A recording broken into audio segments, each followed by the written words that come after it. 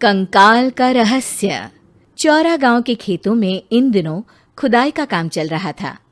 असल में इसी गांव से होकर एक अच्छी सड़क गुजरनी थी, इसलिए यहाँ खुदाई शुरू की गई थी।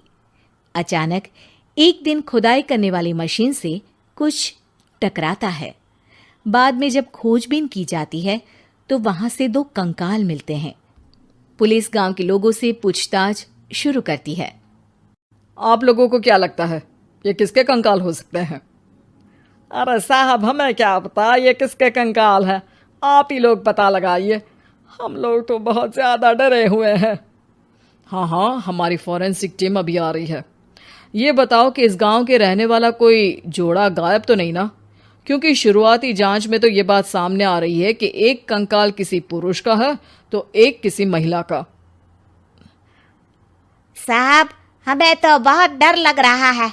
ऐसे कंकाल मिलने का मतलब गांव के आसपास ही किसी की हत्या हुई है या फिर किसी को जलाकर मार डाला गया है। हाँ साहब, हम अपने परिवार को लेकर बहुत ही ज्यादा परेशान हैं। देखिए, आप लोगों की परेशानी हम समझ सकते हैं, लेकिन आप लोगों को पुलिस का सहयोग करना होगा, क्योंकि आपके सहयोग के बगैर हम ये पता नहीं लगा सकते हैं कि आखिर ये किसके कंकाल है और इनकी हत्या किसने की। ठीक है साहब, गांव के लोग आपका पूरा सहयोग करेंगे। हाँ साहब, पूरा सहयोग करेंगे। तो फिर ठीक है, हम अपनी जांच शुरू कर देते हैं। कुछ दिन बाद जांच रिपोर्ट आ जाती है। पता चलता है कि ये कंकाल करीब 20 साल पुराने हैं, यानी 20 साल पहले किसी जोड़े की हत्या कर शव को यहाँ पर दबा दिया गया था। इंस्पेक्टर राघव, ये बताओ कि 20 साल पहले की मर्डर मिस्ट्री क्या अब सुलझ सकती है? हाँ सर, क्यों नहीं। लेकिन अब सबूत और गवाह काफी मिट गए होंगे। मुश्किल तो होगी, लेकिन शायद किसी परिवार को इंसाफ मिल सके। इंस्पेक्टर राघव, आप बिल्कुल सही कह रहे हैं। किसी परिवार को तो इंसाफ मिलेगा ही और किसी को उसके किए की सजा भी मिलेगी। जी सर, मैंने तो जांच शुरू भी कर दी है। 20 साल पहले इस गांव के 2 जोड़े अचानक कहीं गायब हो गए थे।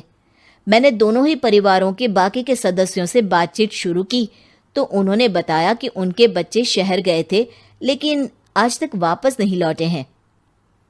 लेकिन ये दोनों शव किस परिवार के सदस्यों के हैं, ये कैसे पता चल सकेगा? सर, मैंने डीएनए टेस्ट करवा लिया है। आज शाम तक इसकी रिपोर्ट भी आ जाएगी। अच्छा, ठीक है। उसी शाम को सर, डीएनए रिपोर्ट के मुताबिक ये दोनों ही लाशें चौरा गांव के रहने वाले प्रधान सुल्तान सिंह के बेटे और बहू की है। लेकिन इनकी हत्याएं किसने की है, ये कैसे पता लगेगा? इसी का तो पता लगाने की कोशिश में जुटा हूं सर। आज सुल्तान सिंह से मिलने भी जा रहा हूं। मेरा बेटा और बहू तो मेरे लिए सिर्फ यादों में ही रह गए थे। हमें उनकी लाशें तक नहीं मिल सकी थी। आज 20 साल बाद उनके कंकाल मिले हैं। मैं अब किसके लिए जीऊं?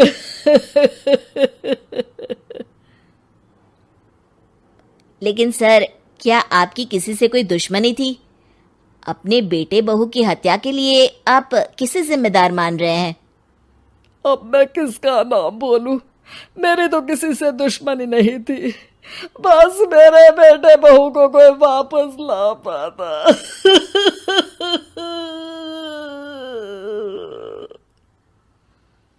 इसके बाद सुल्तान सिंह फूट फूट कर रोना शुरू कर देते हैं। सर, अब आप इनका अंतिम संस्कार करवा सकते हैं। कम से कम इनका शरीर ना सही, इनका कंकाल तो आपको मिला है। लेकिन हाँ, अगर आपको कुछ भी याद आए तो जरूर बताइएगा। मेरी तो बेटा अब उम्र हो गई है, लेकिन मेरे बेटे और बहू के हत्यारों का जरूर पता लगाइएगा, क्योंकि जब तक हत्यारे पकड़े नहीं जाएंगे मेरा मन नहीं मानेगा।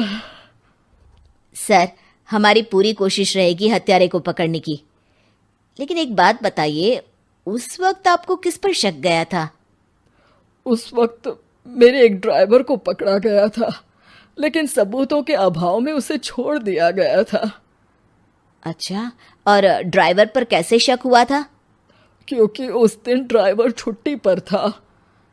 उस समय लेकिन लाश क्यों नहीं मिल सकी थी? उस वक्त पुलिस ने बहुत कोशिश की थी, लेकिन दोनों की डेड बॉडी नहीं मिल सकी थी। ठीक है, हमारी तफ्तीश चल रही है, मैं फिर आऊंगा। इसके बाद इंस्पेक्टर वहां से चला जाता है और सुल्तान सिंह अपने बेटे और बहू की याद में खो जाते हैं। कुछ दिन बाद सुल्तान सर, एक बात बताइए, जब आपके बेटे बहू की हत्या हुई थी, उसी के आसपास आपके ही गांव का रहने वाला एक और जोड़ा उसी वक्त गायब हो गया था ना? हाँ सर, अलका और अभिषेक, वो भी मेरे बच्चों जैसे ही थे। तो फिर वो कहाँ है? उनका भी आज तक पता नहीं चल सका, लेकिन बताते हैं कि कुछ साल पहले अभिषेक को गांव के ही किसी आदमी ने मुंबई में देखा था, लेकिन फिर वो गायब हो गया। यानी अभिषेक और अलका की हत्या नहीं हुई थी, बल्कि उन्होंने किसी वजह से खुद ही गांव छोड़ दिया था। हाँ, हो सकता है, क्योंकि अभिषेक मेरे बेटे संतोष का अच्छा दोस्त था और उसका मेरे घर भी आना जाना लगा रहता था। हो सकता है कि उसने मेरे बेटे और बहू के बारे में सुन लिया हो और ये गांव छोड़ दिया हो सकता है। उनके परिवार का कोई अब नहीं रहता क्या इस गांव में? अब तो कोई नहीं रहता। एक चाचा थे, लेकिन उन्होंने भी अपना पुश्तैनी मकान बेच दिया है। वो भी अब कहीं शहर में ही बस गए हैं। ओह, अभिषेक और अलका के बारे में भी पता लगाना होगा। हो सकता है कि वही इस हत्या के बारे में कुछ बता सके। हो तो सकता है, लेकिन वो बेचारे तो खुद ही वक्त के मारे थे, वो क्या बताएंगे। फिर भी सर, जब केस दोबारा खुला है तो जांच तो करनी ही पड़ेगी, और इस बार तो लाशें भी बरामद हुई है। कुछ दिन तक लगातार तफ्तीश चलती रही। एक दिन थाने से सुल्तान सिंह को फोन आता है। हाँ, कौन बोल रहा है? सर, मैं कांस्टेबल तुलाराम बोल रहा हूँ थाने से। आपको थाने आना पड़ेगा। थाने? लेकिन क्यों? सर, किसी की पहचान करवानी है। अच्छा ठीक है, मैं दोपहर तक पहुंचता हूँ। सुल्तान सिंह दोपहर में थाने पहुंचता है। कई पुलिस के अधिकारी वहां मौजूद रहते हैं। सर, आपके बेटे की हत्या का रहस्य आज शायद सुलझ जाए। अच्छा इंस्पेक्टर राघव, पर वो कैसे? सर, उस आदमी को देखिए, क्या वही अभिषेक है? सुल्तान सिंह की आंखों में हैरानी से आंसू आ जाते हैं। हाँ सर, यही अभिषेक है। ये आपको कहाँ से मिला?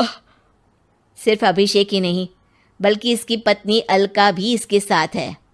मैडम, जरा अभिषेक की पत्नी को लाइए।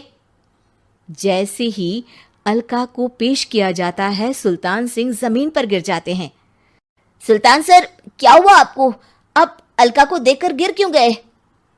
सुल्तान सिंह सर पकड़कर बैठ जाते हैं। ये अलका नहीं, बल्कि ये तो मेरी बहू रितु है। पूरा थाना एक दूसरे का मुंह देखने लगता है। क्या? इसके बाद हर किसी को दो कंकाल और हत्या का रहस्य समझ में आ गया। अभिषेक और रितु ने मिलकर संतोष और अलका की हत्या की थी और लाश को जमीन के नीचे दबा दिया था। आज 20 साल बाद इस हत्या का रहस्य खुल सका था कि अवैध प्रेम संबंध में दो मासूमों की जान गई थी।